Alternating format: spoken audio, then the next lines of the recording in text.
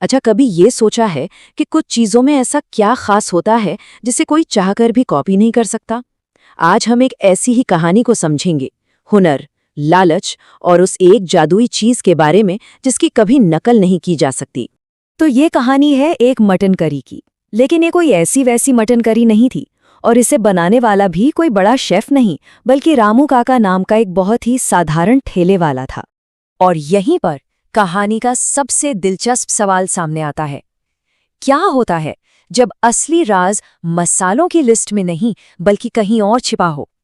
चलिए इसी रहस्य की परतों को खोलते हैं। कहानी हमें ले चलती है हरियापुर नाम के एक छोटे से गांव में। यहीं रहते हैं हमारे रामू काका। पत्नी का देहांत हो चुका है और वो अपनी छोटी सी बेटी गुड़िया की परवरिश अपने मटन करी के ठेले से होने वाली छोटी मोटी कमाई से कर रहे हैं। उनके हाथ का बना खाना इतना लजीज था कि खाने वाले कहते थे, भाई काका का हाथ नहीं, जादू है जादू। ये सिर्फ खाना बनाना नहीं था, ये तो एक करिश्मा था।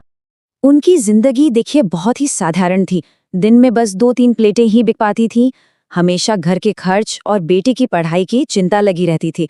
पर उनका दिल बहुत बड़ा था। अगर कोई भूखा बच्चा आ जाता तो उसे मुफ्त में खिलाने से वो कभी हिचकिचाते नहीं थे। और फिर एक दिन कहानी में एक नया मोड़ आता है।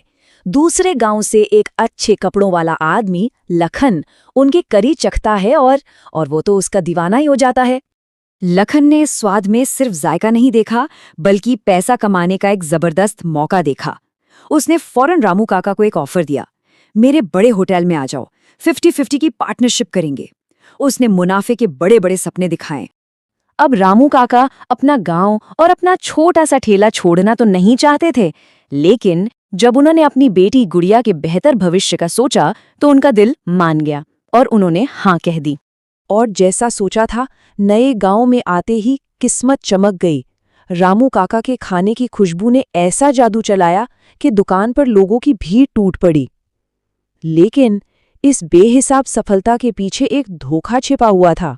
ग्राहक तो बस दीवाने हो गए थे। एक ने तो यहाँ तक कह दिया, ऐसा मटन तो मैंने जिंदगी में कभी नहीं खाया।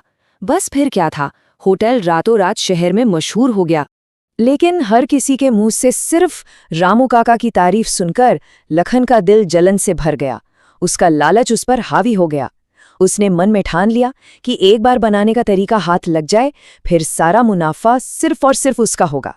और कुछ ही दिनों में लखन ने अपना असली रंग दिखा दिया। उसने रामू काका को काम से निकाल दिया। जाते जाते रामू काका ने बस एक बात कही, जादू हाथ में होता है और वो जादू किसी लालची दिल में टिकता नहीं। और उनकी ये बात एक भविष्यवाणी बनने वाली थी। अगले दिन लखन बड़े घमंड के साथ अकेले दुकान खोलता है। उसे पूरा यकीन था कि वो वैसे ही मशहूर करी आराम से बना लेगा। पर क्या नकल कभी असल की जगह ले सकती है? लेकिन हुआ ये कि जैसे ही पहले ग्राहक ने करी चखी, वो भड़क गया। ये मटन करी है या उबला हुआ पानी? करी में कोई स्वाद नहीं था, मांस कच्चा था, और वो जादू तो गायब हो चुका था। और यहीं पर कहानी का असली सार है। देखिए, फर्क बिल्कुल साफ था। रामू काका के खाने में उनका प्यार और सालों का अनुभव था, उसमें एक आत्मा थी। वहीं लखन की करी सिर्फ तरीके की एक खाली नकल थी, एक बेजान कोशिश जिसमें सिर्फ लालच भरा था। नतीजा, एक एक करके सारे ग्राहक नाराज होकर चले गए और देखते ही देखते दुकान में सन्नाटा छा गया। ये इस बात का सबूत था कि असली रेसिपी सिर्फ मसालों की लिस्ट नहीं होती। पर कहानी यहाँ खत्म नहीं होती। रामू काका का एक पुराना वफादार ग्राहक था, राहुल। उसे न सिर्फ रामू काका के खाने का स्वाद याद आ रहा था, बल्कि उनकी बातें भी। तो वो उन्हें ढूंढते हुए उनके पुराने गांव पहुंच गया। राहुल ने देखा कि रामू काका का दिल टूट चुका है, वो हार मान चुके हैं। लेकिन राहुल ने फैसला किया कि वो इस हुनर को ऐसे बर्बाद नहीं होने देगा। उसने एक नई और सच्ची पार्टनरशिप का ऑफर दिया।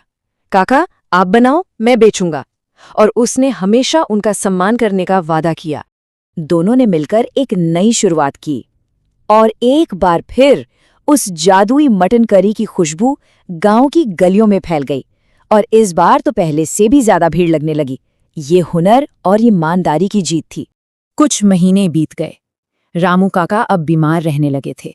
बिस्तर पर थे, लेकिन उनके मन में एक अजीब सा सुकून था।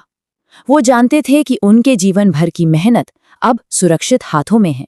अपने आखिरी पलों में उन्होंने अपनी दो सबसे कीमती चीजें राहुल को सौंपी। पहली अपनी बेटी गुड़िया और दूसरी अपने हाथों का वो जादू जो अब राहुल ने भी दिल से सीख लिया था।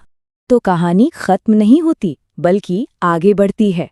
राहुल और गुड़िया मिलकर उस विरासत को आगे बढ़ाते हैं, दया, मेहनत और उस सच्ची कला की विरासत जो पीढ़ी दर पीढ़ी चलती है। ये कहानी हमें एक बहुत ज़रूरी बात याद दिलाती है कि असली कीमत उस जुनून, ईमानदारी और प्यार की होती है जो हम अपने काम में डालते हैं। यही वो जादुई सामग्री है जिसे ना तो कोई चुरा सकता है और ना ही कोई उसकी नकल कर सकता है।